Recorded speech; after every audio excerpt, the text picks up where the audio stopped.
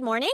Another day, another interesting discourse happening in the VTubing scene on Twitter. Now don't freak out thinking it's something bad again. It's actually quite fascinating. The talk's all about VTubers. You know, the stuff that makes VTuber models move. I didn't realize how many creators are struggling out here. Do you know how expensive VTuber models are? That's probably what sparked this whole debate. It's interesting because I see a lot of VTubers, especially newcomers, complaining about the cost of models, saying they should be cheaper. But now, I'm seeing artists and riggers talking about how they're financially struggling even with current prices. There's been this ongoing discourse about VTuber modelers needing to raise their prices to afford rent because they're underpaid and undervaluing their work. It's eye-opening because, as someone who's worked on her own model, I can tell you it's a ton of work. It's not just drawing. It's like making an animation in a complex program. Even with tutorials, it's overwhelming and time-consuming. At the end of the day, you're paying to save yourself a lot of time. It took me months to rig my first VTuber model because I had to learn the entire program. This time, I'm glad I had Camille help me because I just didn't have the time. Now, you might wonder why I'm talking about this today. Well, another VTuber modeler made some interesting points about why VTuber models are so expensive and what people don't understand about rigging.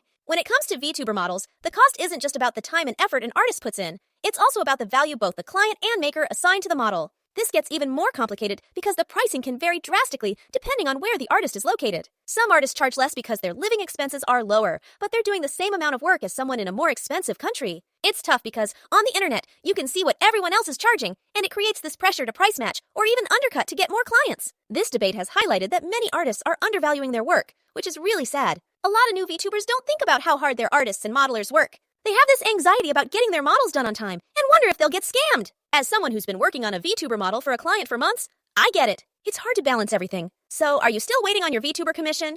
How long has it been? And if you're a modeler, how do you manage your workflow? I'd love to hear from both sides because this is a conversation we need to have more often. Communication is key to better relationships between VTubers and their artists. All right, that's all for today.